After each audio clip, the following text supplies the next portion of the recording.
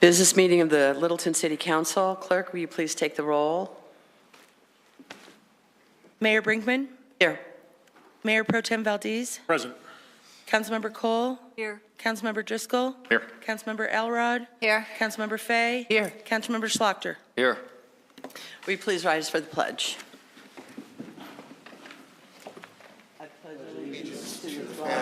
Of the United States of America, and to the republic for which it stands, one nation, under God, indivisible, with liberty and justice for all. Okay. We have a few items on consent that we're going to be dealing with as we go through. So other than that, is there any comments or changes to the agenda? Okay, seeing none, we'll approve the agenda as is. Good evening. I want to welcome everyone to the City of Littleton City Council meeting, and this is a regularly scheduled business meeting of the City Council to address those items that are before the City Council for official action. Each business item that the Council will consider is listed on the agenda. And if at any time you desire to contact the mayor or a member of council, please refer to the city's website for contact information. This is a public comment opportunity. If you wish to address the city council under public comment, please have signed in on the public speaker form prior to the meeting. This is always in the back on the table. Each speaker will be limited to 3 minutes. The City Council is not authorized by the Colorado Open Meetings Law to discuss, the comment, or take action at the meeting on any issue raised by public comment. The mayor may refer the matter to staff to obtain additional information and then report back to council as appropriate. The first name that we have on our public comment list is Pam Chadbourne. Pam?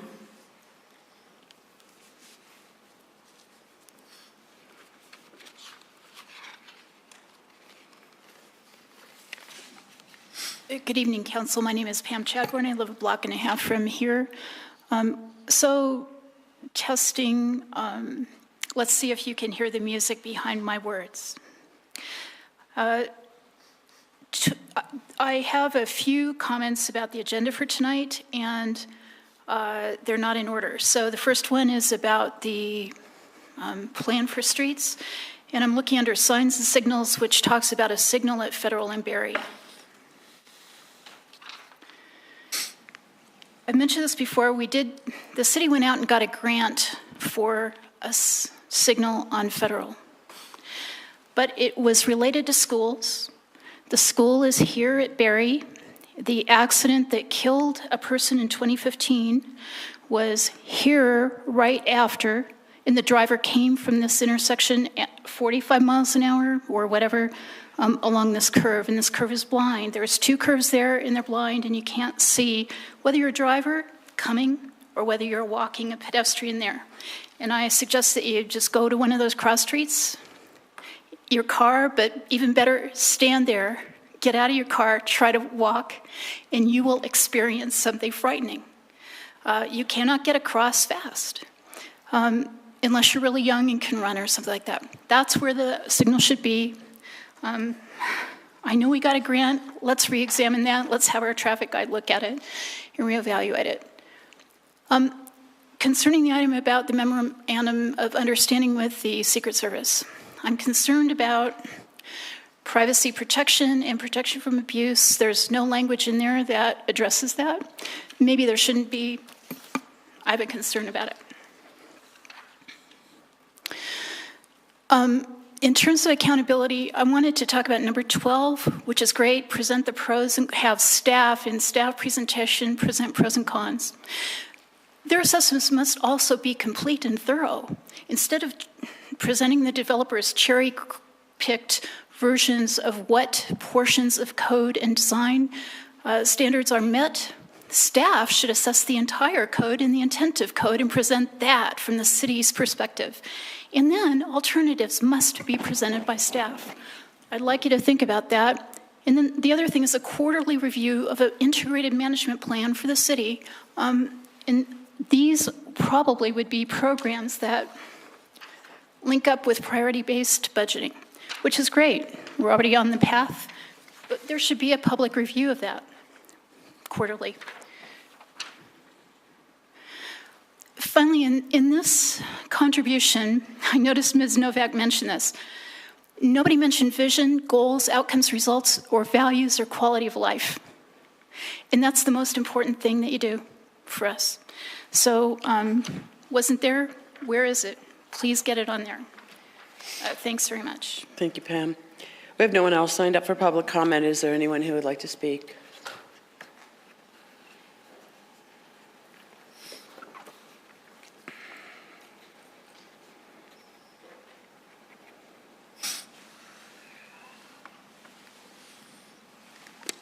Sorry, Madam Mayor, I think I might have signed up to the wrong list. I wanted to talk about the wildlife. Is that for in consent agenda item? That's on consent, so that'll actually be a public hearing in 2 weeks. Well, I don't want to talk about that part of it.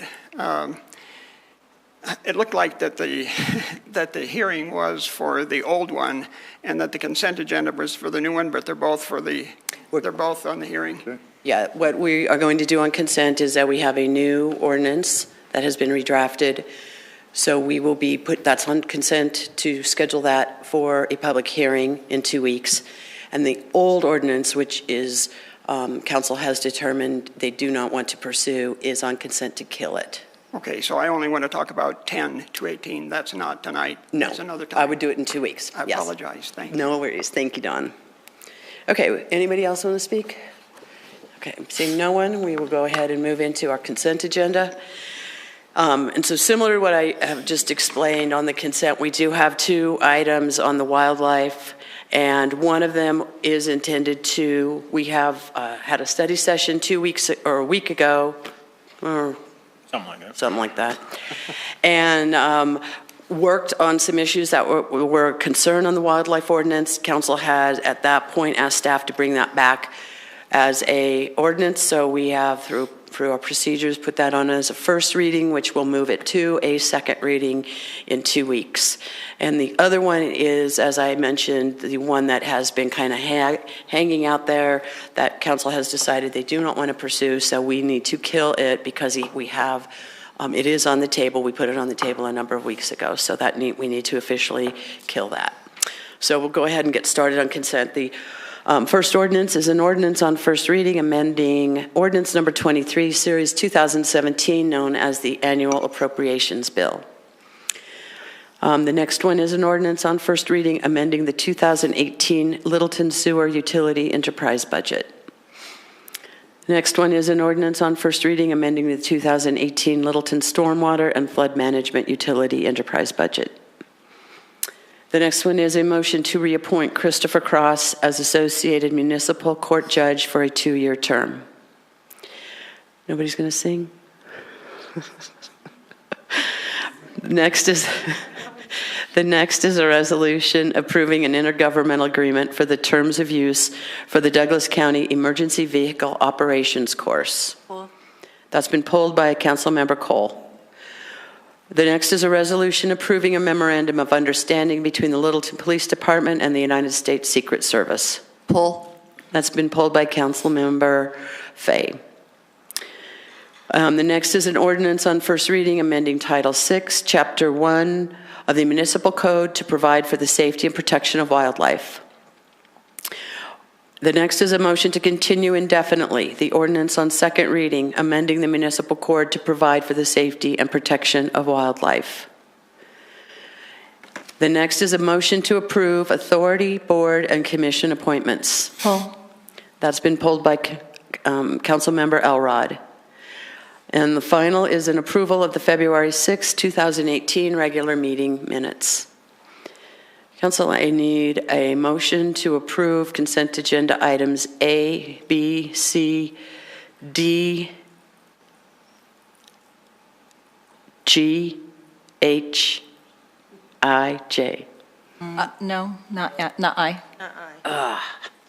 H, J. I so. A, B, C, D, G, H, J. Yes, thank you. We have a motion moved. So and a moved. second from Councilor Elrod. Ready to vote? Who made the motion? I'm sorry. Three Faye. people made the motion. I heard the motion first from Faye. And then I'll take second. Carol. The vote is 7 in favor. The motion carries unanimously. Okay, back up to Resolution 14, 2018, intergovernmental agreement for the terms of use for the Douglas County Emergency Vehicle Operations Course, pulled by Councilmember Cole. Yeah, so I had a question. On page 1 of that, section C, number 2, general liability insurance with minimum combined single limits of $1 million each occurrence and $1 million aggregate. This may be a legal question rather than a chief question. I'm not understanding why we need both the each occurrence and the aggregate. Doesn't aggregate take care of all of that? Good evening, Council. Doug Stevens, excuse me, Chief of Police. And to answer that, I will defer to the city attorney. Thank you, Chief. Councilmember Cole, members of the council. Normally, my preference would be that we would have a higher aggregate. This was drafted, and so let's step back for a second. In commercial liability insurance, we will usually use two terms. We'll use a term of so many dollars of coverage per occurrence. What that means is, that occurrence, that's your maximum coverage limit. We will also use a term, coverage in the aggregate, which is the total number of claims in 1 year. Now, if this was an agreement where I would be drafting, normally my preference is to have a higher level of aggregate. I did look at this, and in this particular case, the aggregate being equal to the occurrence, what the effect of that is, if we had 4 accidents, each of $250,000, we'd have $1 million total coverage. They'd all be covered. If we have 1 accident of $1 million, only that first accident would be covered and no more. The nature of this and the type of things being done on this course, I do believe these limits are sufficient, but I would tell you this is not what you would normally see. My preference is that usually the aggregate is anywhere from 2 to 4 times what the occurrence is.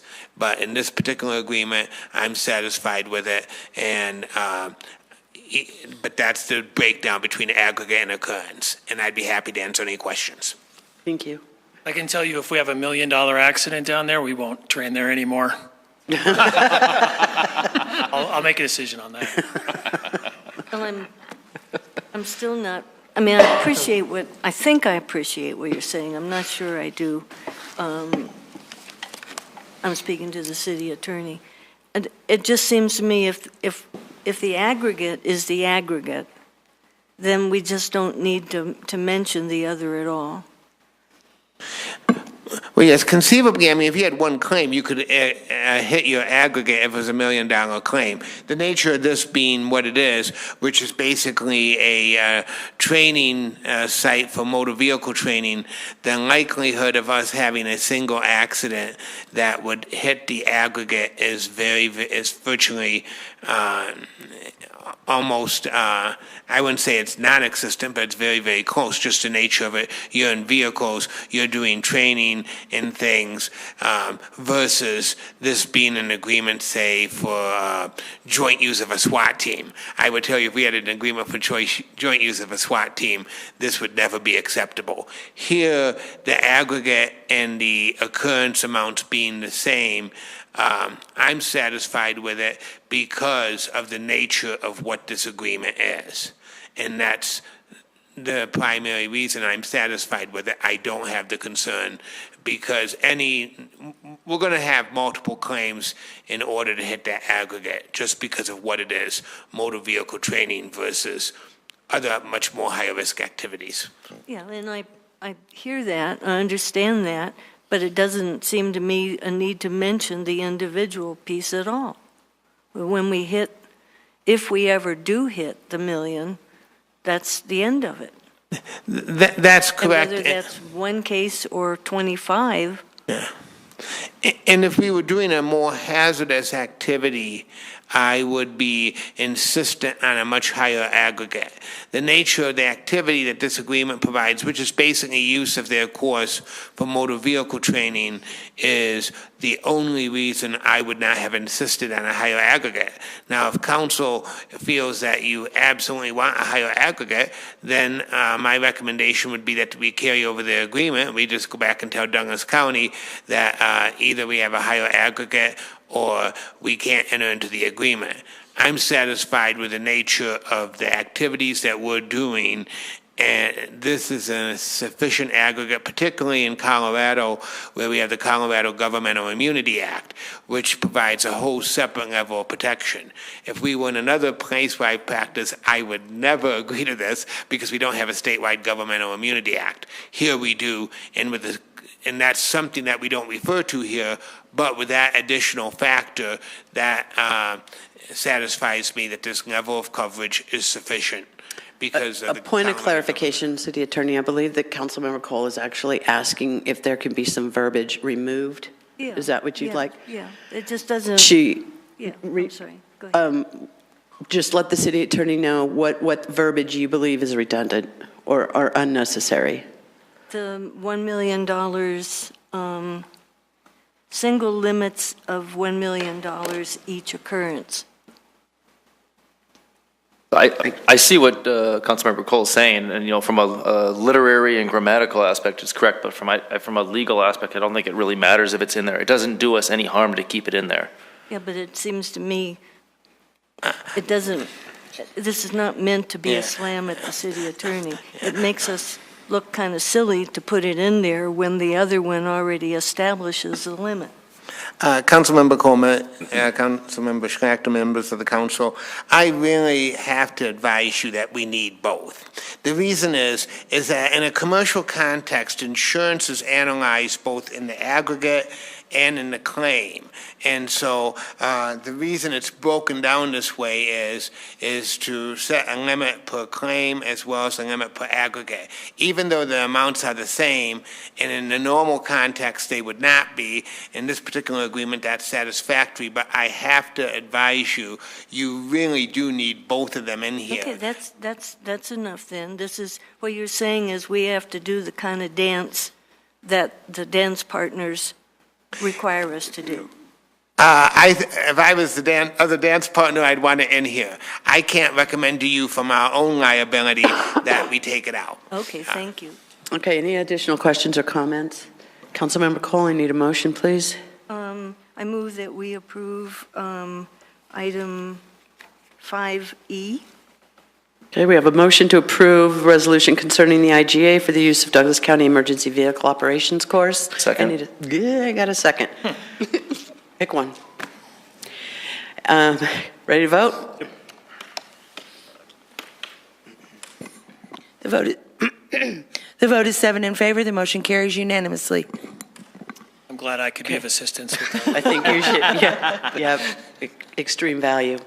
I wouldn't go anywhere, Chief. And we also then now, Chief, you might as well stay there.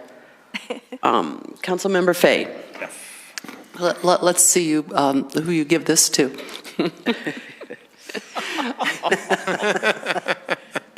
I have several questions. The judge. Give it to the judge. You look good with a badge, though.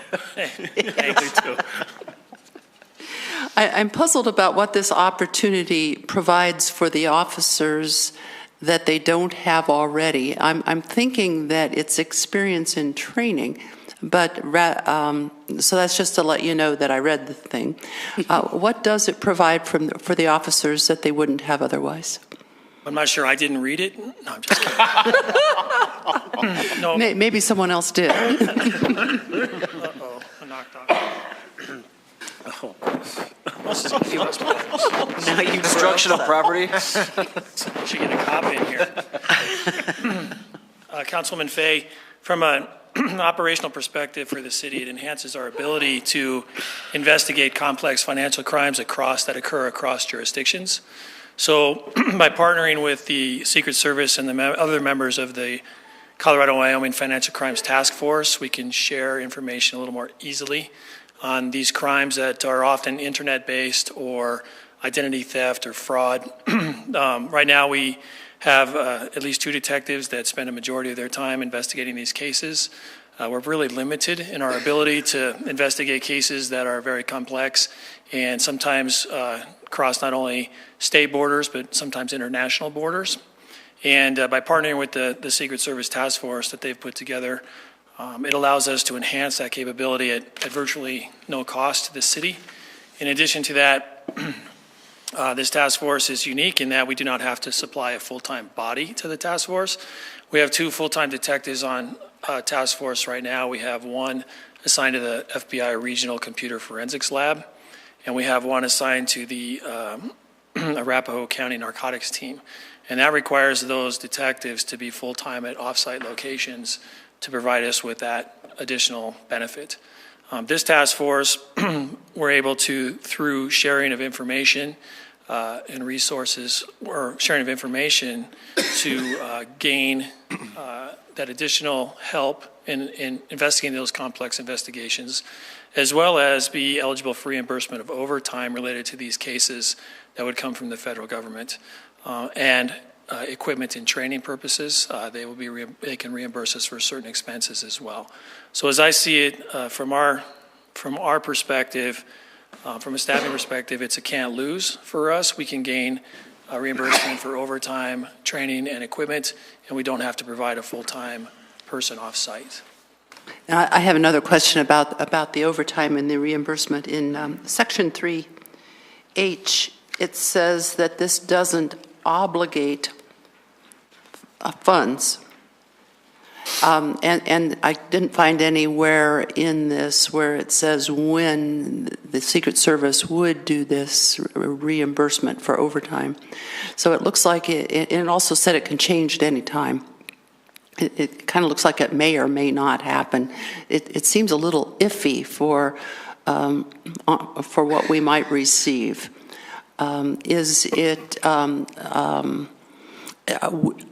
Will our officers be extending additional time? It looks like they will with the word overtime that may to this task force that may or may not be reimbursed. The answer is maybe. It depends. So, number one, anybody could give that answer. Welcome to dealing with the federal government. Chief, let me step in here for just a second. This isn't the fire department. That's okay. This is very standard language in federal contracts because the structure of the federal government is such that they cannot absolutely obligate federal funds without it being included in an approved federal budget. So they use this language. I have seen it more times than I could possibly count, and it doesn't mean the federal government isn't going to pay. It's meeting their requirement. We use, if you look at our contracts, a very similar thing, saying that we're not obligating council to appropriate money. Now, we're agreeing to pay, but we legally can't obligate you to appropriate money until you do. This is the federal government's version of that. But I certainly have no I have no anticipation except that the federal government will pay us for the overtime. We will submit it. It goes through the Secret Service. They verify it. And as long as we've met all of the requirements that they provide for us for submission, they will pay. That's exactly what I was going to say. Nice job, Chief. Thank you. What I meant by maybe is this is the first step in our venture into this task force, if approved. And then the logistics of what that looks like as far as our staffing and personnel time and costs that may be subject to reimbursement are yet to be determined, if that makes sense. Thank you. You're welcome. Any other questions or comments? But Chief, do we work off a contract then, or is it just a billing that we put and we submit to the government? As I understand it, and maybe Tiffany can verify, or Steve, there's billing arrangements that are made, and then we would pay reimbursement or pay overtime and then seek reimbursement through this agreement. That's correct. That's how this is done. This is basically a memorandum of understanding to provide for the billing of that overtime. Okay, any other comments or questions? Okay. Councilmember Fay, would you like to make a motion? I move that we accept 5F. Okay. We have a motion to approve the resolution approving the memorandum of understanding between the Littleton Police Department and the U.S. Secret Service. I need a second. Second? We have a second. Ready to vote?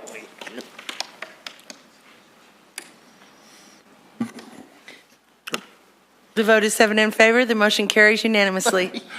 We think. Okay, now we are to item I, and that was pulled by Councilmember Elrod. Thank you. So I pulled the item because I wanted to reflect back during our deliberations for some of these positions, and we did come across several situations we had not faced before, potentially with individuals serving 2 boards or being an employee. So I just want to make it present to us that this is something that I do think we need to look at and set some specific process and policy around some of these nuances that came up this last time around. And one of those was also the determination of terms.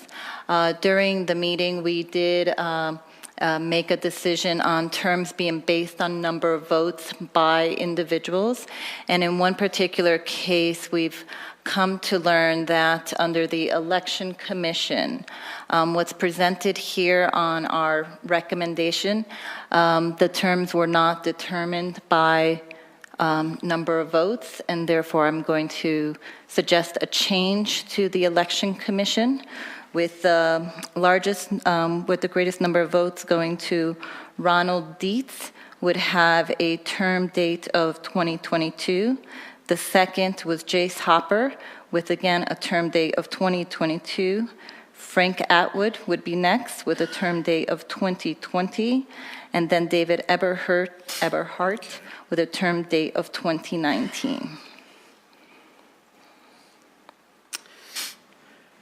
Council, any comments or questions? I don't have a problem with that. Okay. Question for the clerk. So how did you arrange it then?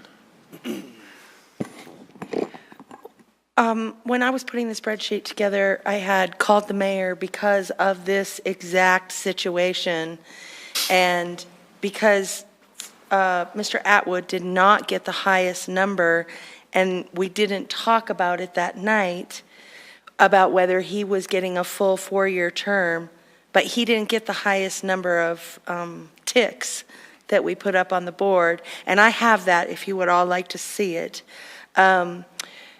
The ticks and everything. We trust you. So, We trust you. Okay, so Mr. Dietz had gotten 7, Mr.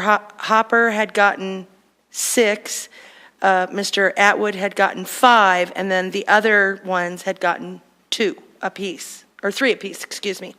So that was my question, is whether I should put Frank in a full-year term because he was reapplying, but he didn't get the most number of votes. And that's the only one that this happened to. The other people on other boards who were reappointed had gotten the most number of votes. It was just in this situation, and I wasn't sure which way we were supposed to go. So I put it in there that Frank got the 4-year term, Ron Dietz got the 4-year term, and Jace got the 2020, and Mr. Eberhart got the 2019. So Frank was the one reappointed, the other 3 were new. Yes. I agree with Karina's take on the placement of terms there. And just a point of clarification, the reason Eberhard is on here, even though there was a 3-way tie, is that we voted out on that tie. So at that tie, we voted on those 3 people, and Eberhard got the most votes there. So that moved him in. Yes, you proposed those 3. Yeah. And then when we did the consensus, that was Eberhart got more than Cassidy, or I can't remember the other person's name. Bradish. Okay, so Carol. And I would like to add that I would prefer to stay the way that the clerk had it. Okay. So, as a side note, there is clearly an issue of some things that have percolated up this time. These are kind of fresh issues. Back to council with. Yeah, I've we got would them like. written down, and I'll bring them back to council sometime this summer or the early fall, so that you all can, so we're not doing it up against a deadline. Right, we'd And like then them we'll to. talk about those. I think we want to turn them into policy questions and bring them back as policy questions so that we can get it taken care of, and then it can become part of the information that's also shared with the community, so that if, however we decide, it could make people's decisions about I can do their that. roles. Okay, excellent. So back to the question on the floor.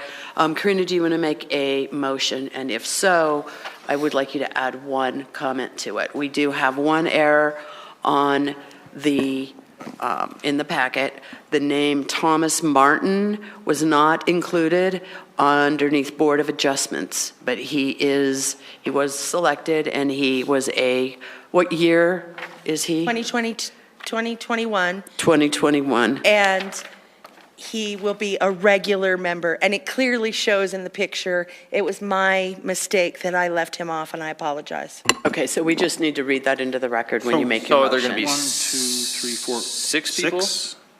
Or is On one the person? Board of Adjustments? Well, others are moving from, the reason why there's so many on there is because others are moving from, and I just think Alternate. it's important that we note that, are moving from alternate 1 to regular and then I alternate see. 2. So those people aren't really being reappointed.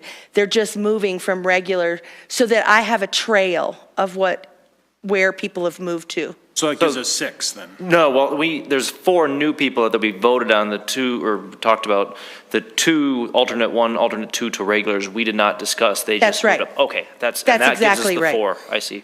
Right, I just moved them up because they were the next person, and we had talked about I see that. these Okay. new people were going to be the first alternate and the second alternate. And all of that positioning is detailed in the information in the packet. Yes. So, okay. So So I- all we need is just to add that name and then include. Question. Yes, So do we need to vote on this tonight? yes. They have to be appointed. They need to be notified and appointed. Even that particular board too, huh? Yeah, Peggy, do you have a reason why you want to delay this? I'd like to have something actually on the agenda that's traceable and not in the minutes of our meeting that's traceable.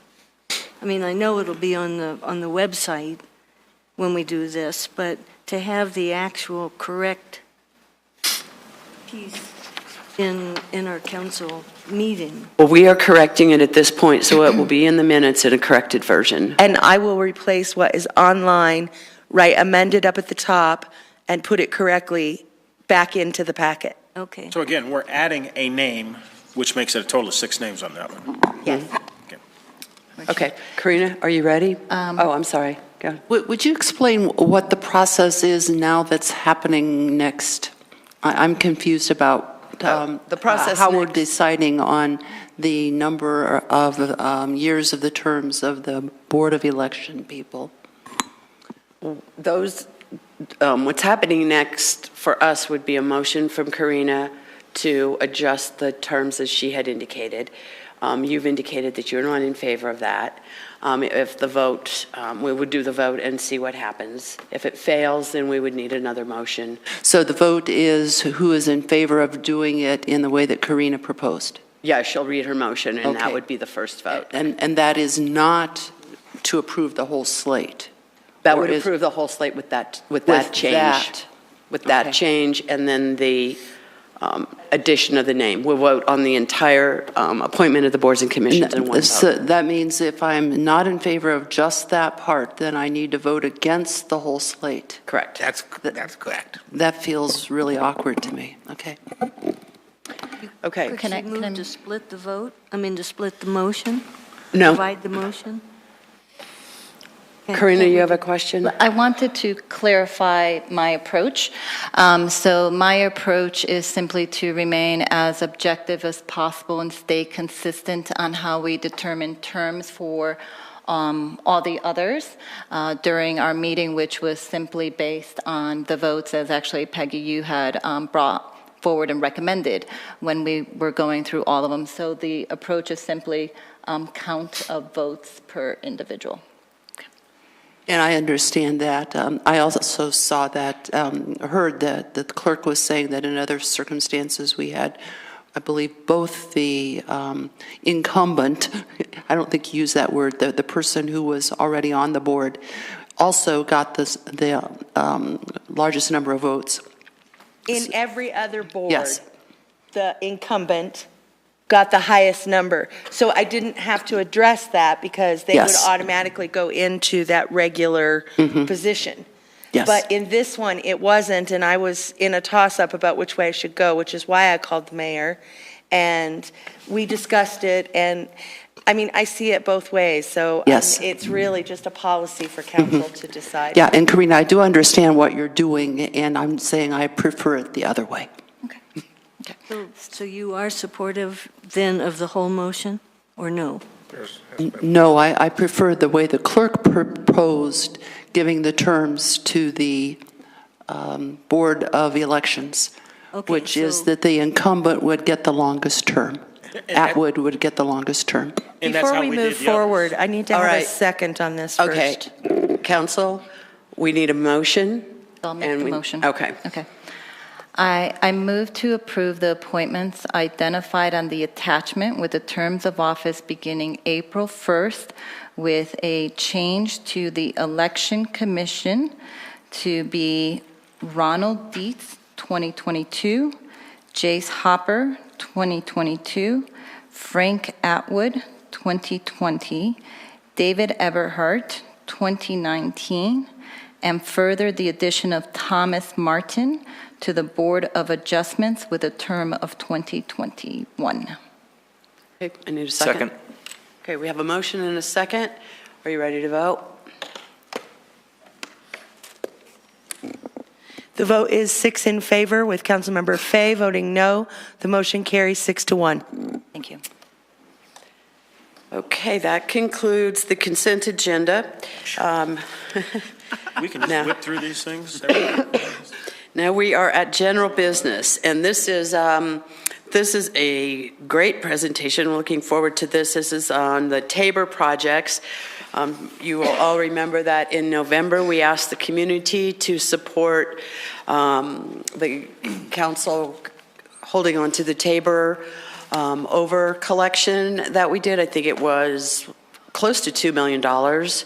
And the community honored that request in great numbers. And so as an obligation and as a commitment and a promise that we made to the community, we have designated projects for that money, and we will do regular updates on how those projects are going, and so that they can keep an eye on their money in the same fashion that we are. So please, we'll have a staff presentation. So Thank you, Council. Brent Thompson, City Engineer.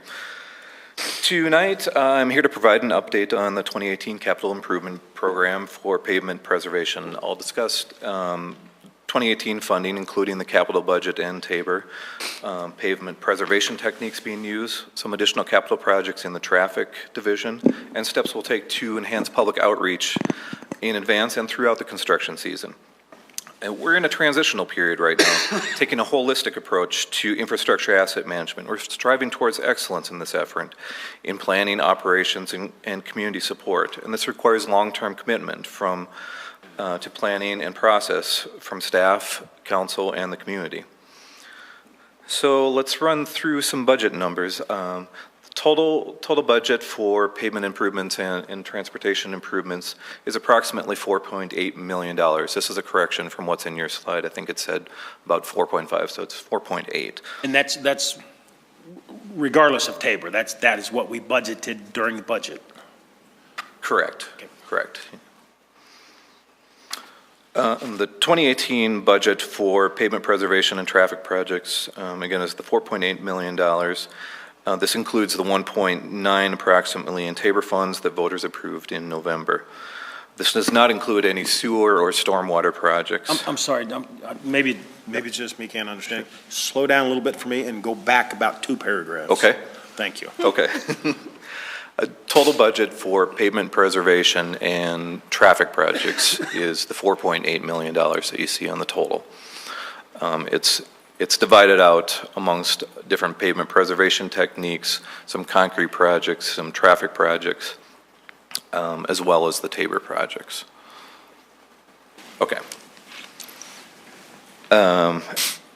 So as the mayor mentioned, the voters approved approximately $1.9 million in Tabor funds allocated as $550,000 towards safety improvements at the Federal and Bowles intersection, and the remaining $1.4 million for pavement preservation projects citywide.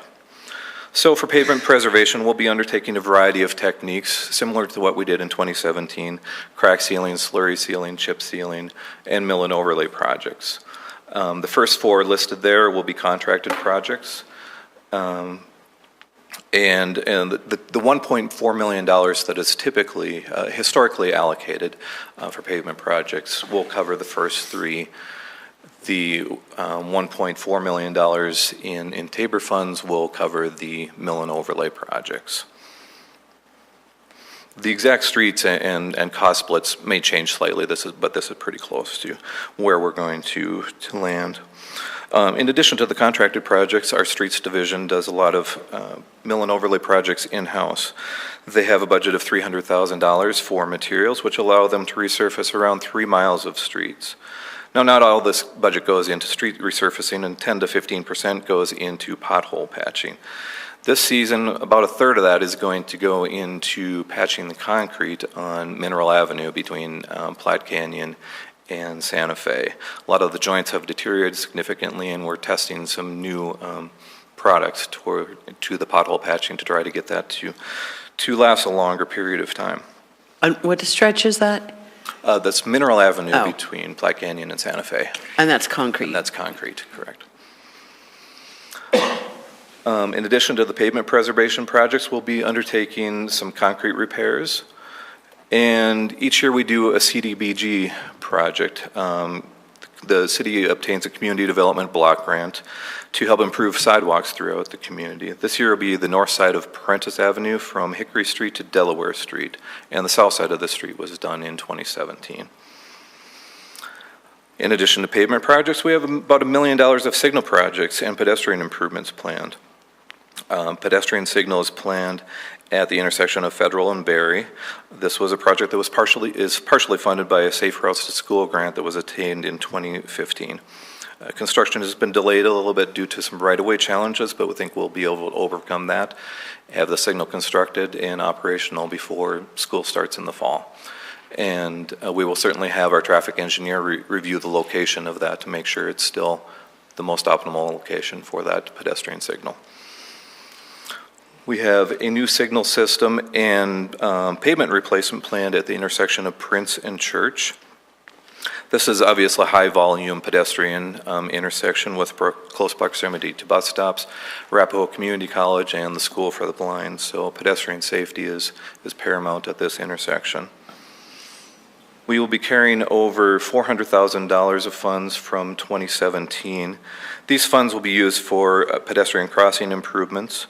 In fact, we ordered new rectangular rapid flashing beacons that you may have seen. Littleton Boulevard, for instance, we have many of them. And actually, those just arrived yesterday. We have 6 locations planned for this year. 3 of those locations are in proximity to the downtown light rail station. One is at Littleton High School on Littleton Boulevard, and 2 of them are on trail connections of higher volume streets. The carryover funds will also be used for structural analysis of our signals infrastructure, which is a project we've been wanting to undertake for many years. The City of Littleton owns 60 signal systems of varying age. The importance of this structural analysis became painfully evident 2 weeks ago. We had a mast arm on a signal on County Line Road that the weld failed at the connection between the post and the mast arm. Ooh. And a citizen called this in. Luckily, we were able to close the street quickly and There was no injuries. So we got a temporary signal installed the same day, and we've ordered a new pole, but that will be about a 6-month lead time. Where was that? County Line Road and South Park Lane, I believe. The pole replacement will be about $45,000, which was not allocated in the budget, so these carryover funds will be used to help pay for that. Is that not something that we could claim as an insurance issue if it was a failed weld? Mayor, members of the council, usually we will have a warranty, but if the signal is beyond its warranty period, then normally this is what we would just call normal deterioration, and our insurance wouldn't cover it. And so we would have to cover it out of our own funds. Okay, thank you. One of the Tabor projects that was approved by citizens last fall was safety improvements at the intersection of Bowles and Federal. We're currently using a consulting firm to develop an alternatives analysis for this intersection. So this alternatives analysis will look at the existing conditions, some future traffic forecasts, and explore a variety of geometric configurations. We may look at realignment of the intersection, and I'm not going to speculate on what the ultimate design may be, but we'll look at a variety of geometric configurations for this intersection, weigh the pros and cons of those scenarios, and we'll provide opportunity for public engagement throughout this process as well. The alternatives analysis will help to develop solutions that will be implemented in 2018 and beyond. The initial focus is going to be on pedestrian safety and mobility, but the work done in 2018 will start the foundation for future improvements. The analysis will also help us to leverage state grant funds for grant funds, that are geared specifically towards intersection improvements. This ultimate design could potentially be phased over multiple construction seasons. Jackass Gulch is included on this list as well, although that's not included in the total, but it was just an example of a major project that is ongoing. That project actually will be wrapping up fairly soon, and it's been going very well. Of course, with all these projects, there's design and construction administration. We'll be using consulting firms to assist staff with that effort to the tune of around $400,000. So like any strategic program, identification of key assets, resources, and obstacles are essential to our success. The city last updated its pavement condition index, which is the rating of the condition of our pavements, in 2014, and essentially shelved that work plan. So forward progress over time requires utilizing the best available tools to build a plan for improvement. Best-in-class cities deliver pavement infrastructure preservation and enhancement plans on time, within budget, and of the highest attainable quality. Leaders have a program, work the plan, and fund it appropriately for project success, providing community transparency on project selection, delivery, and funding. Pavement preservation is the glue of efficient roadway infrastructure. Crack sealing, slurry sealing, chip sealing, hot-in-place recycling, and mill and overlay are all essential tools. As we transition from the way things have been done historically with one-year capital improvement plans and no master plans to a best-in-class city, this takes commitment to planning a process. We're taking a holistic approach to infrastructure management. All the available tools, techniques, and resources have to be a part of doing great work towards building excellence. So here are some of the pavement preservation techniques we'll be undertaking. Crack sealing seals roadway cracks before the cracks get wider, It helps prevent water penetration into the roadway base, which causes more substantial damage during freeze-thaw cycles. We will not be using toilet paper as we have in the past. I know council is happy to hear that. That was great national PR, though. Right? We'll be looking at other alternatives towards blotting material to help keep from tracking the material onto tires. Slurry sealing and chip sealing are other techniques. These pavement preservation techniques protect the surface from aging and restore skid resistance. Mill and overlay projects will be another technique that's used. Typically, we mill off 2 inches and then pave a 2-inch new surface. Along with this, damaged concrete curb and gutter is replaced. Reconstruction projects completely remove and replace the entire pavement section, improve the underlying base, replace curb and gutter, and undergo drainage upgrades. In 2018, we don't have any of these projects planned, but certainly will be a technique we'll be using into the future. An example would be Bemis Street, a reconstruction project that we undertook last fall adjacent to the Grove. Of course, safety is king in everything that we're doing. Throughout the construction season, citizens can expect to see many orange cones throughout the city. We ask everyone to slow down and be aware of their surroundings when driving through construction sites. We recognize the inconvenience of the projects cause in the short term, but long term they improve the quality of life for our community. Lane closures and detours are in place for everyone's safety. Intelligent transportation systems is shown here as a photo, although it's not a pavement preservation technique. It's an indication of the need for awareness about the whole of transportation management. Our pavement preservation projects have actually been a catalyst for us in taking this holistic approach. As we undertake these projects, we're looking at restriping and mobility, improving bike lanes and pedestrian crossings. However, to have a truly responsive quality system, we need to move forward with intelligent transportation systems. We cannot totally build our way out of congestion. It'll take intelligent signals, a fiber network to allow real-time traffic response, and coordination interconnectivity with regional systems to manage our congestion. For example, providing the ability for our staff to make signal adjustments from the office without having to go out to a traffic box and make the adjustments allows for real-time traffic operations and improve congestion.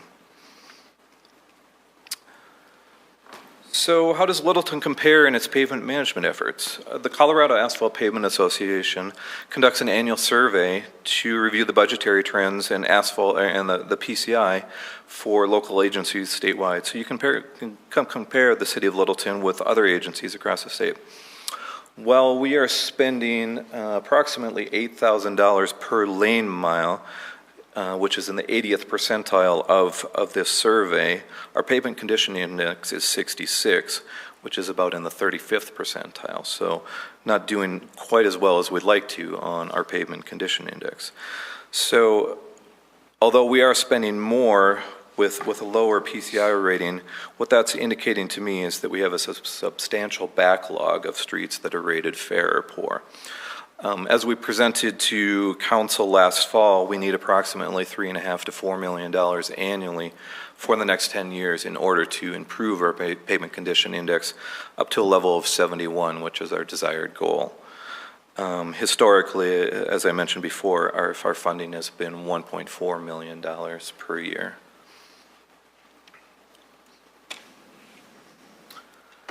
As we undertake these projects, neighborhood communications is vital to the success of the project. Communications should be done early and often with the affected neighborhood and passersby. In the coming weeks, Public Works staff, our consultants, and the communications department will be working on a strategic communications plan. Multiple platforms will be used, including door-to-door flyers, which were used very successfully on the Bemis Street reconstruction project last fall. An interactive and updated website, which I'll show you shortly, and local media. Also key to communication is the personnel on site. City staff, consultants, and contractors all work together to ensure citizens are kept safe and have all the information they need on a project. Here's a mock-up of a sign we might include on, that we would intend to include on our Tabor projects. So as I mentioned previously, the crack seal, slurry seal, and chip seal projects can all be accomplished with existing capital funding, but if not for the Tabor funding, the contracted mill and overlay projects would be deferred to future years. So I'm sorry. On a suggestion, could you change our to your? Absolutely. Yeah, I was kind of wondering that too. Mm-hmm. What was I missed your statement of what, so there's a lot that we're doing with our current budget, and then what we're going to be doing separately. Correct. Is what? The mill and overlay projects is likely what would be the deferred. Tabor? Correct. Mm-hmm. And that was in addition to what was budgeted, so that's in addition to what was budgeted, correct. So it's 1.8 on top of the 4.8? No. 1.9 included. It's within the 4.8? Within the 4.8, yeah. round numbers, $2.8 million for pavement preservation. If that's correct, Tiffany? Yeah.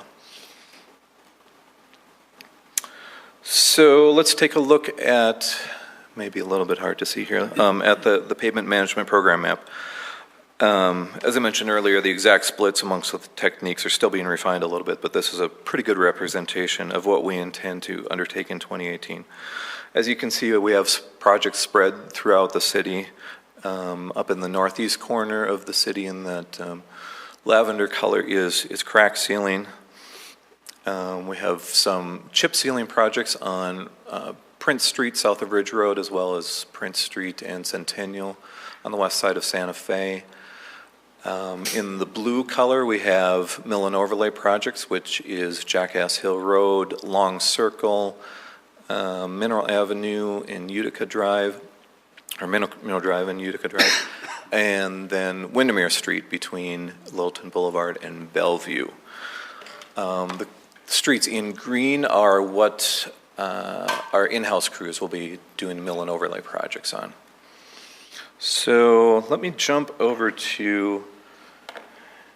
I have a question for you there, Kevin. Yeah. So in the areas where it is not colored, while they may not be in great shape, they're in better shape?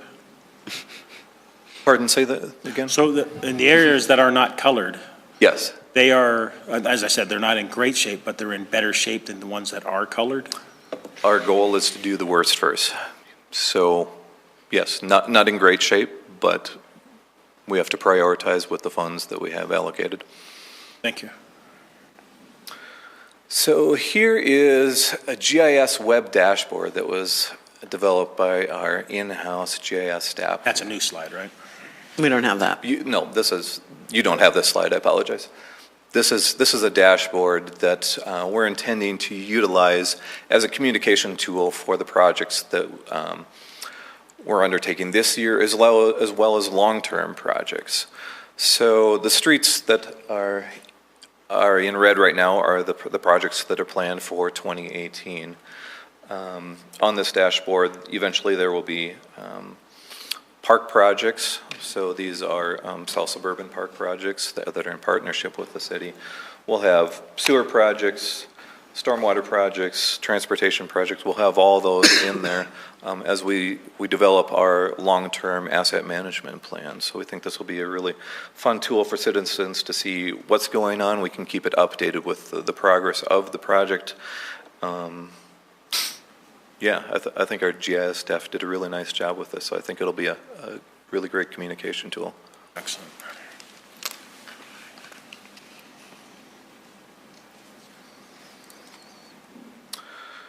So in the end, we're moving in a new path to excellence, and it's going to take time and growing capacity in our organization. As you know, in the engineering division, we're still in the throes of a massive turnover with 5 retirements over the course of a year. But I think it's a great opportunity as well. So our path forward towards becoming a best-in-class city requires forward thinking and strategic planning. It requires world-class construction and project delivery, and finally it requires leading policies and a transportation master plan that will help us guide us on that path. So with that, I'd be happy to answer any questions you have about our 2018 construction season, communications, and any policy questions that I can answer or the city manager can help with too. Council, any questions? Councilmember Cole? Yeah, so back to the community development block grants. Uh-huh.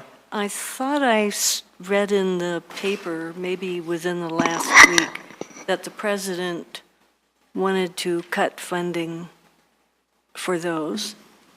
I'm not familiar with the president's statement on that. If I may, Mayor, respond to that. I think every year we hear from the administration that community development block grants are likely to be cut. And so I'm not surprised that the Trump administration is probably looking at that. If they are, then so be it. We'll respond to that. But we have historically used those in the low mod income areas as defined by the Bureau of Census here to kind of target some improvements in those areas by widening the sidewalk and upgrading the public infrastructure. So if we lose those CDBG funds, then it just puts more burden back onto local government. Okay, and I very much want us, if we do lose them, I want us to find a way to address those problems, because we don't want our lower, our more challenged neighborhoods to become even more challenged. I appreciate the point. In my view. Then another question.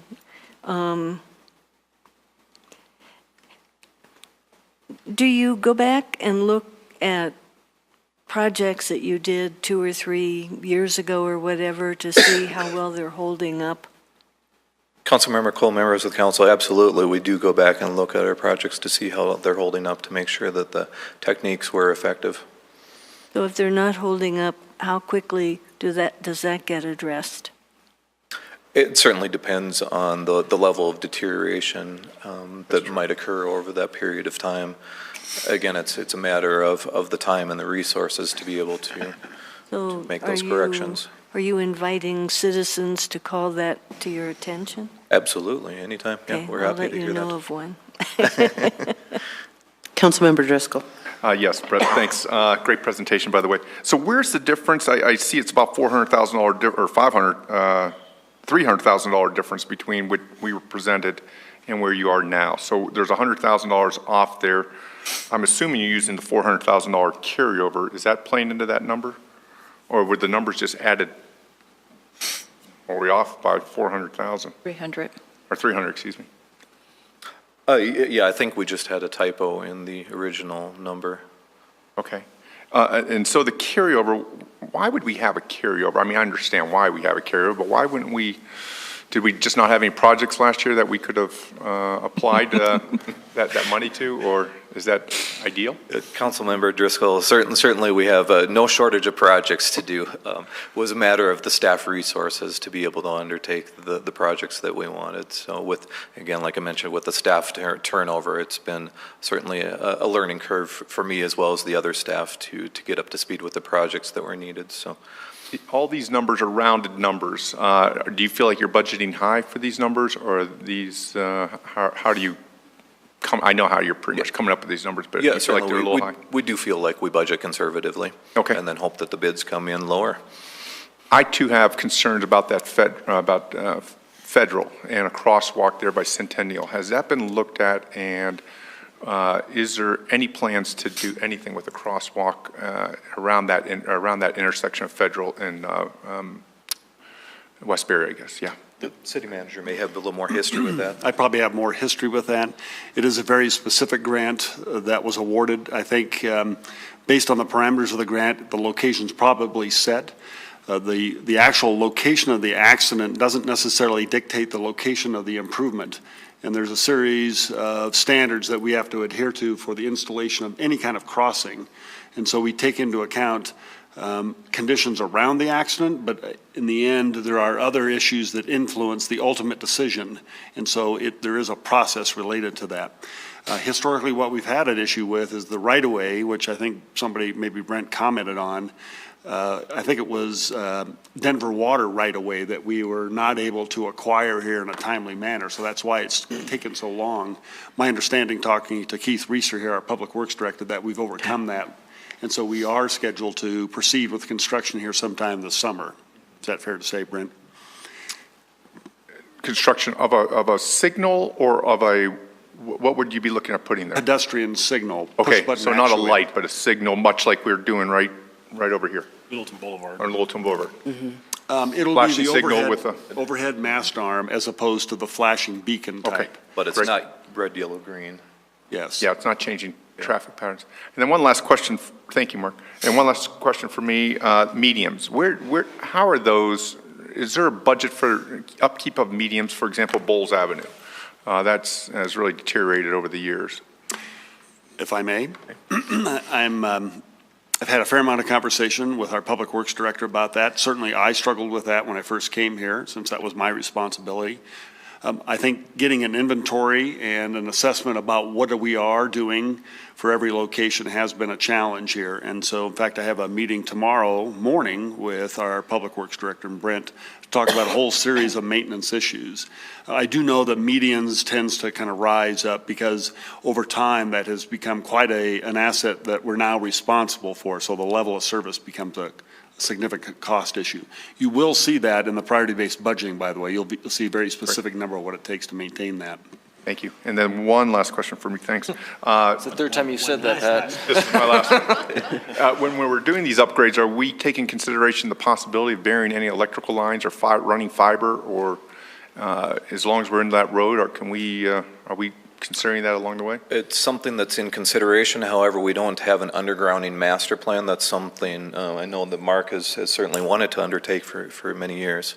In fact, it's on the council's tentative calendars to talk about a formal policy for the XL Underground Fund. I just can't remember the date, sometime later this spring.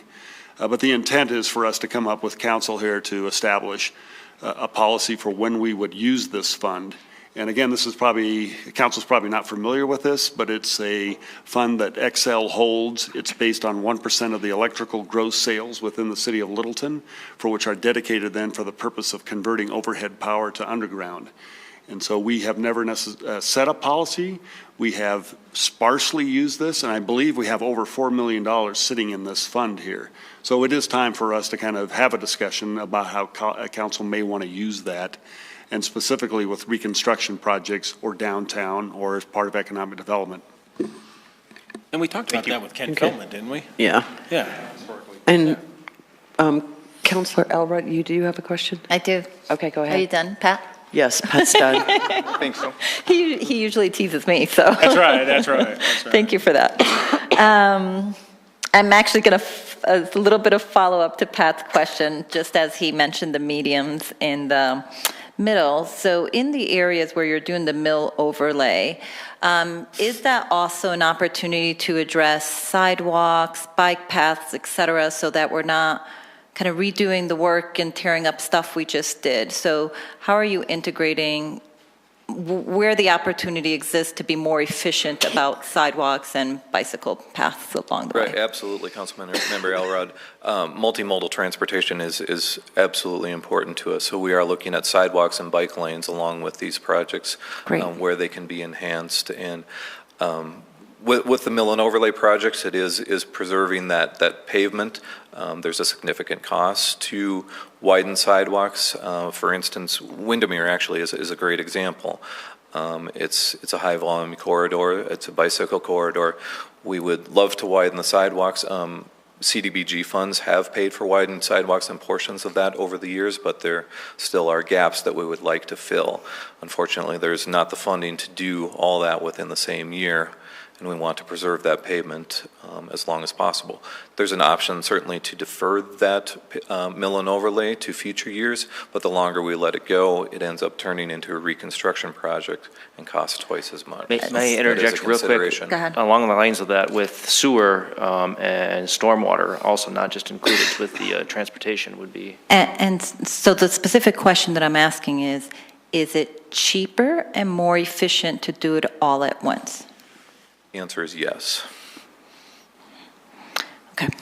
Well, So I will assume you guys are taking that into account as you're making your recommendations of where you can defer so that we can do this section more efficiently and cheaper. Absolutely, yes. Okay. Don't use the word cheaper. Point well taken. Say that again? Don't use the word cheaper. Cheaper. I was just It's okay. saying it how it is. Less expensive. Less expensive. There you go. So I think early in your discussion, you talked about $300,000 to, I might have the numbers wrong, but 3 miles of roads will be improved. Is that $300,000? Did I get that right? Yep, that is Okay. our in-house crews doing that work. Can you talk about, this is not, the whole city is not going to get fixed in 1 year, and it's over so many years. Can you give us an indication of how many years will it take us to, what's full circle and then you start all over again? Life cycle of pavement is generally 50 years, but over the course of that time, the pavement will undergo a lot of preservation techniques that we're undertaking, from crack sealing and chip sealing to mill and overlay. So from new pavement to reconstruction is approximately a 50-year life cycle. To touch all 161 miles of streets that we have, That certainly will take a long time, and we have a And significant the backlog. reason behind some of that asking is, we do hear citizens ask, well, I saw the work done over there, but it wasn't done in my neighborhood, and maybe it should have been done over there because those streets look worse than that. So that's some of the conversations that are going on, which are very valid. So it's important to convey, and that's what I'm trying to get a sense of, that as we embark on this approach, it will take 5, 10, 15, 20 years, or it's maybe the answer is it's continuously ongoing. It's continuously ongoing. Mayor, if I may, let me respond to that a little bit more detail here so that there's no misunderstanding. Unless we solve the capital funding problem in our capital projects fund, we will have a very serious problem and will not be able to meet the life cycle standards here to manage our pavement. That's the discussion we had at the retreat. And as Brent Thompson kind of touched on, we need $3 to $4 million annually. And if it wasn't for this particular taper approval here by our citizens, we would not be able to meet the kind of standard that you see here being presented this evening. So I do not want it misunderstood. 2018 is an exception only because of the success of Tabor. Once that goes away, 2019, Public Works will be forced to be looking at a very minimum investment of just highway user tax fund, the gas tax, and we will not be able to meet the standard for the typical pavement management practice, and we will fall behind. In fact, we will get to a condition where reconstruction will be on our doorstep, and we will not be able to afford that in the long run. So we must have the resources in place to put the preservation strategies to prolong the life of the pavement. So as Brent has touched on this, life cycle may be 50 years, but we have to touch it multiple times, 2 overlays, multiple seal coats in order to get it to 50 years. And in many parts of our city, we haven't touched it in decades. So we're already behind. Our pavement report that was done in 2014 suggested that we need to spend over $4 million for the next 10 years just to catch up, to get it to a decent level. And so we have a very serious problem here. I do want to go back to the chart. On that, the $4 million for each of the next 10 years, there must be some kind of inflation factor. It's not going to stay $4 million for each of those 10 years, is it? Well, that was based on 2014, so I think that's a good point. And I think that's been our concern here, is that we have not been able to act on that in any significant way. And again, I will give council some credit here for the last few years. We certainly have increased the spending beyond the gas tax, but it is not to the $4 million level that even in 2014 they were suggesting. So again, I don't want to have a misunderstanding here. 2018 is definitely a good year as being presented, but it's an anomaly. After this, we got a serious problem. But I want us to, as we communicate with the citizens, to present that inflationary piece, like next year it will cost $6 million, or in the year after that, $7 million, or whatever. We're likely going to get into some of that discussion here based on the direction at the retreat when council was interested in taking, again, this is related to the fire issue, some of the operating costs we would not have fire and dedicate it to capital. So we will talk in more detail about how that will affect our pavement maintenance strategy in the long term. So we will talk about kind of inflation. But one last point, if I may, Mayor, and Brent, correct me if I'm wrong, but in the presentation, there's one slide about how does Littleton compare, and there's a chart in there. And for which you see the number there for the investment for 2018, that's with Tabor. If Tabor was not included, Littleton would be much lower. And so that's more of our standard, not what you see for 2018. And so I just want to make sure that's clear. Brett, what have we been averaging on the PIC index, would you say, over the last 3 years? Have we been around the 50 then? Well, the evaluation was done in 2014, and since then, we haven't done a full evaluation of our pavements to know if that's changed. Okay. So based on the level of funding, offsetting the level of deterioration, I would say it's stayed the same. So we have a base level now that we can now start gauging year in and year out. Okay. Yeah. Councilmember Schlechter. So kind of dovetailing on Councilmember Alrod's comment about the synergy of timing for different projects and the funding issue.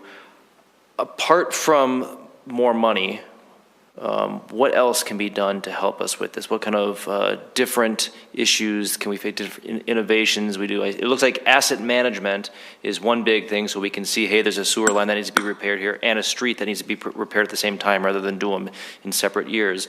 I think that's a big one. But what other ideas do we have or other communities doing that we could maybe make up a gap in the funding? Well, you touched on perhaps the one biggest strategy that we at Littleton can pursue, and that is an asset management concept, and that stretches across all functions of public works. But as it applies to the pavement system, it's most critical. And so that is an opportunity for us to kind of understand the level of investment over time and make a projection to the future. 2014 is the first time we've ever done that. And so now we're trying to pick that back up and put it into a system here where the staff can actually manage this, not hire a consultant every year to kind of run the system. And so that's the goal. So that's one of the strategies, so we better understand our long-term investments. The other is that what Public Works has been doing for the last couple of years that we quite honestly have not done historically, and that is to look at multiple strategies in managing the pavement beyond simply just mill and overlay. That's needed for a structural fix typically, and so the preservation techniques of seal coat, chip seal, crack filling are very basic pieces of any kind of pavement management strategy that we are doing, new for us, but across the country is a very typical approach. That's the level of investment that we need to make sure that we keep up here in Littleton, because that's the most cost effective. It's not in the reconstruction. When we get to that point, or even the mill and overlay, that is not the most cost effective per mile. It really is these preservation techniques. And so that's new for us. That's not something our community is used to. And so there is an education effort with that. And in many cases, our community asks a lot of questions about really what is it they see in their front yard. They would love to see the mill and overlay. We all would. But no community can afford to use just mill and overlay for their maintenance purpose. And so that's, I think, some of the challenges. I think as the asset management system kind of takes hold, I think you will see other innovations here that the staff will probably come to you. Probably partnerships with other cities, other kinds of techniques where we have multiple contracts against jurisdictions where they come in and actually perform different kinds of construction techniques. One of which is kind of a machine that actually comes into an area and actually reconstructs the street in place all at one time. And those are not necessarily real common. They can be expensive, but if multiple jurisdictions are looking at it, it can be very cost effective based on the conditions. So those are the kinds of techniques that Public Works, I think, is looking at, and certainly that Brent and I have had conversation about, as well as Keith Reister. Okay, yeah, I like to hear those kind of innovative, different approaches, because money alone is not going to solve it. If you look at that chart, all of our neighbors, Centennial, Greenwood Village, Cherry Hills, Sheridan, Englewood, all spend less per lane mile than we do, and Centennial, Greenwood Village, Cherry Hills have a much higher rating than us too. So it's not just about the money, but looking at different approaches. And one thing that comes to mind with crosswalks, have we looked at anything such as like a 3D painted crosswalk? I know in Europe they do those. Some kind of outside the box, innovative thing that it's not going to cost a whole lot of money. You're not going to have to put these lights up. You paint something on the street that a car approaching sees it, and it looks like it's an obstruction, but it's not, and it provides safety to the pedestrian there. I actually looked at some very specific applications of that up north in Vancouver, BC, who have been testing things like that. That is innovation. That is going to be different for us. And I think it is unique opportunities, but I certainly would challenge the Public Works Department to kind of think beyond our normal approaches here. That's kind of the outside the box thinking that we need to. Yeah, and Councilman Schlachter, if I could add to your observation of our surrounding cities, this number is just a snapshot. This is an indication of how long they've been spending money or if they've been spending more in the past. So this is just a snapshot in time. And a number of those cities have gone to bond issues and been able to support their needs. Any other questions, Council? Okay, thank you very much. Appreciate the presentation. Thanks, Brent. Thanks, Brent. I didn't say you didn't. Okay. Our next item under general business is a resolution adopting City Council's 2018 strategic imperatives and work plan. Mark? Yes, let me. You guys gonna be excited. And this is essentially a bit of a recap from our retreat where we discussed our, what are we calling them? Our Strategic imperatives. strategic imperatives. And in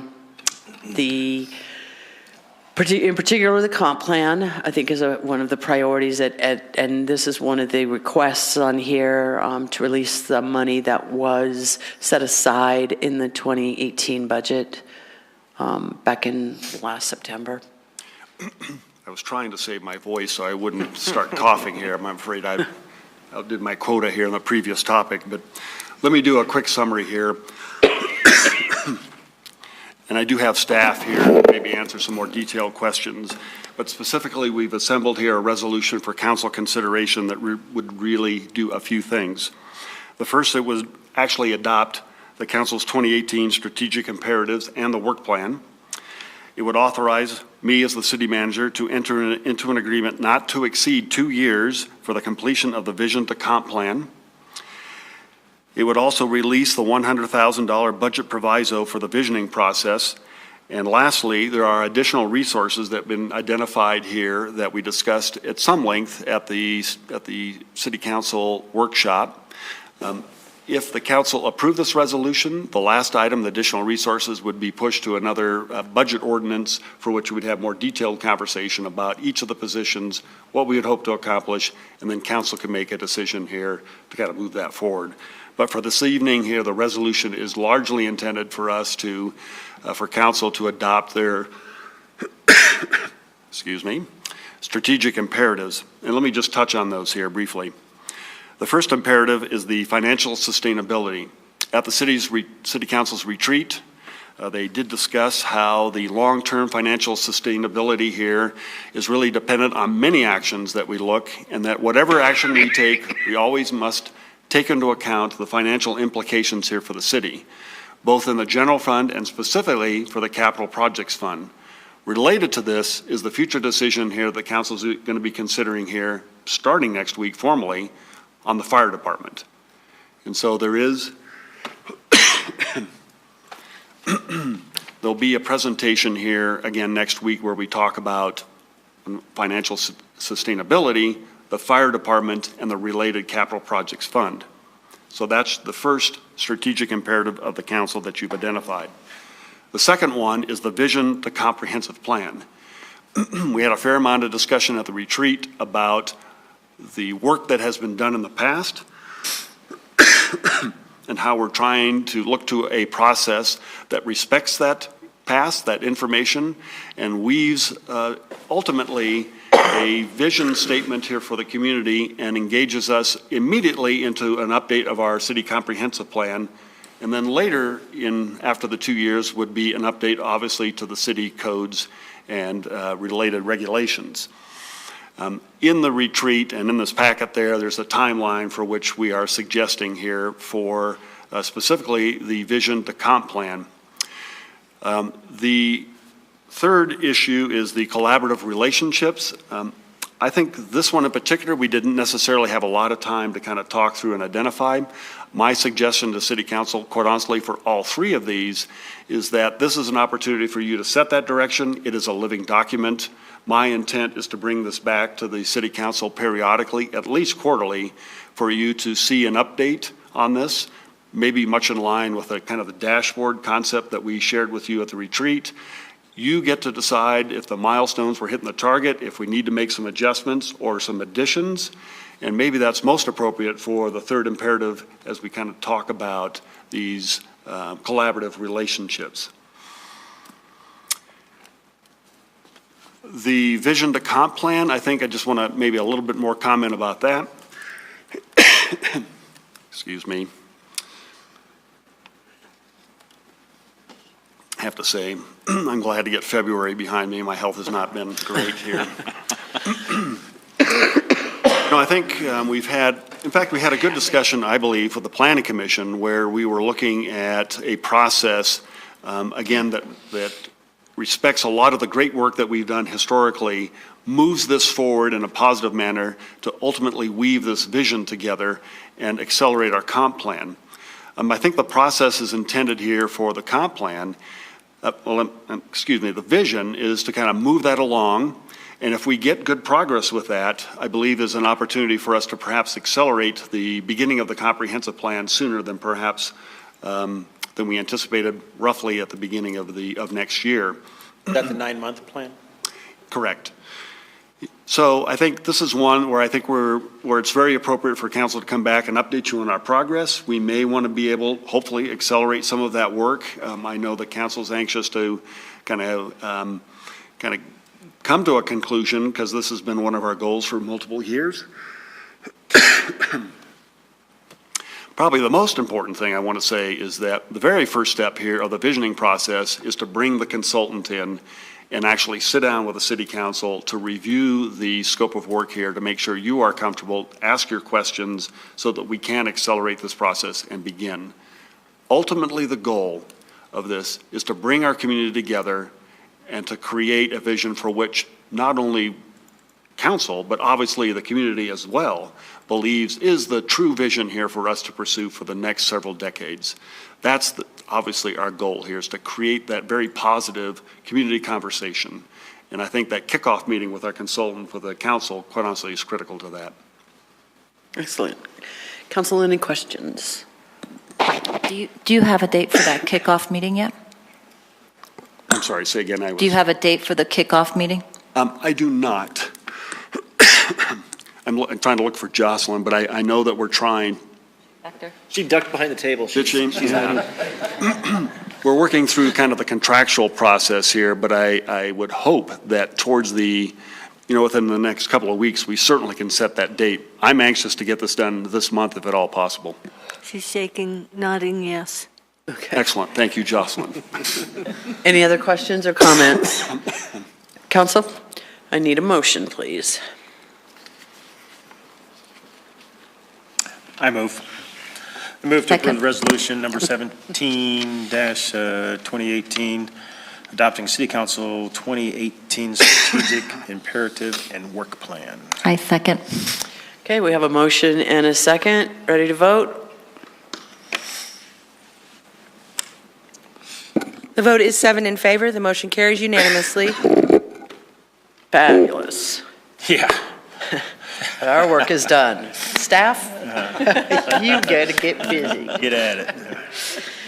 Okay, now moving on to our ordinances on second reading and public hearing.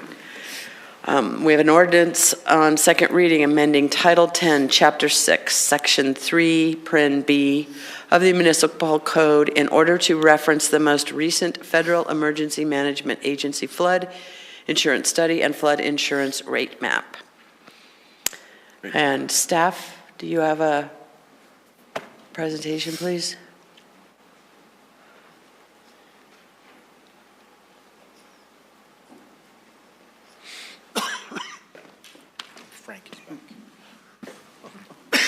Thank you, Council. No formal presentation. This is just updating the code to reflect the current flood insurance rate maps that were recently updated by FEMA, just so that we're in compliance with those new maps. Excellent. Great. Okay, since this is, Council, any questions first? No. Since this is thank you, Brent. Public hearing, we'll open the hearing at 9:23. Okay. And we had 2 people signed up. Well, actually, 1 person signed up, and he has left for the evening. Is there anybody in the audience who would like to speak on this topic? Seeing no one, we'll close the public hearing again at 9:23. Council, any comments or questions at this time? If not, may I have a motion, please?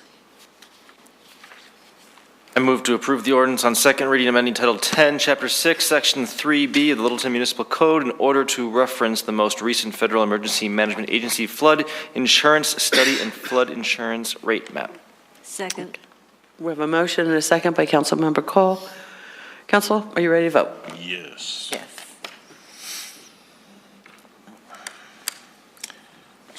The vote is 7 in favor. The motion carries unanimously. Okay. Now we move to comments and report. City Manager, do you have any voice left for a comment or report? No, Mayor, I think. Okay, thank you. Way to get it out. Did you hear that? Yep. Okay. City Attorney, anything? No, Mayor. Okay. We'll start with Councilmember Cole. No report. Councilmember Driscoll. No report. Councilmember Valdez. Yes, I do. The museum, they have a presentation right now called Blackout, and it takes place in Littleton at the time of shortly after Pearl Harbor. It's worth seeing it, and it only has about 3 more shows left. It's this Friday, Saturday, and Sunday, but I encourage folks to get out there and see it. Limited tickets, about 50 people, but very worthwhile to give you a sense of what was going on in Littleton at that time, and worth seeing. Great. Councilmember Schlechter. Yeah, as museum board liaison, I will strike that portion of my comment. But actually, I attended the museum board meeting last night, and a couple other comments from that there's a few events coming up here. The Bovines Are Divine event on March 24th from 10 to 2, and then in April is the Sheep to Shawl. They also have their Eye of the Camera gallery right now that ends March 25th, and they have a new exhibit coming talking about Changing Gallery. The Changing Gallery is called Over the Top, the Selling of the First World War to a Nation Divided. It's about the role of propaganda in World War I. Let's see what else. Last week I went to the Jefferson County C.4P meeting, which was good to see how CDOT presented on what they're going through with their process for selecting funding through Dr. Cog, and so I went and was there, and the assistant city engineer was there as well. I attended the Jefferson County Municipalities meeting, and the topics there were they were looking at a new family justice center to build somewhere. They don't have a location or funding yet, but they were looking at trying to figure out something to do with that, and also a possible change in the community corrections area there. I also met with a couple of people the last couple of weeks discussing a youth and government kind of committee that we'll be talking about at a study session coming up here in a couple of weeks. But I met with Clay Abla, Director of Secondary Schools at LPS, and he said that he thought there would be a great interest from Littleton students. And I've met with Carl Tomasetti and Brian Carlson with Pat Driscoll the last couple of weeks, and they're 2 young guys in the city here that are interested in getting involved. So I think we'll move forward with that, but look forward to talking with everyone about that here. And then one last thing, I don't know if anyone else caught the 9 News story last night on TV about opening notes. It was about a group that is providing musical instruments to Littleton Public Schools students. Particularly, it was at East Elementary. It was a great how to introduce music to the students here down in Littleton. So I thought it was a great story. Excellent. Councilmember Fay. Kyle, you did enough for both of us? No report. Councilmember Elrod. I have a couple of things coming out of the Dr. Cog and the subsequent meetings that are forming as a result of that. So I did go to my first Arapahoe Transportation Forum, and again, to make sure everyone's aware, because we are in 3 counties, it will be Arapahoe, Douglas, and Jefferson County that we will have a seat at the table, which also puts us in a unique position to truly begin to develop the partnerships, because we kind of are touching all of them. And we've begun to put together a list. Of course, the one for Arapahoe County is quite significant just because of Arapahoe County having such diverse areas, urban, we're kind of the urban side, and then there's the plains out east. So some of the things that Littleton is looking to bring forward, still working with Keith on formalizing some of that, and how we do that is, of course, the Pell that we all know about, which is the first step towards what more can come in Santa Fe. Bike and pedestrian development within not just Littleton, but across all Arapahoe County. And then the third is the revisiting of RTD and furthering RTD to the next stop.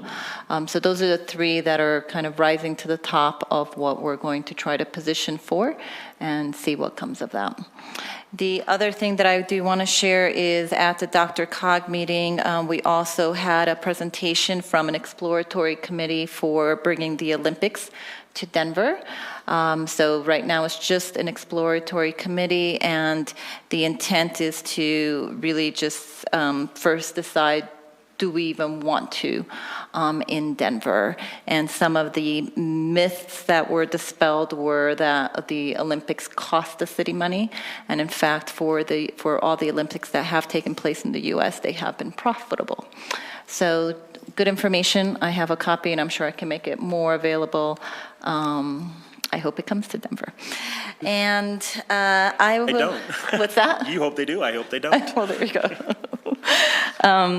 And I will be joining other municipalities and the South Metro Chamber of Commerce on a trip to DC next week, where we're meeting with Department of Transportation, Department of Commerce, Health and Human Services. Several of our delegates and staff has been putting together some information and data for that trip so that we can begin to put our needs, Littleton, in the scope of the region and the state. So hope to be able to bring back some strong relationships and hopefully some action we can continue to push forward.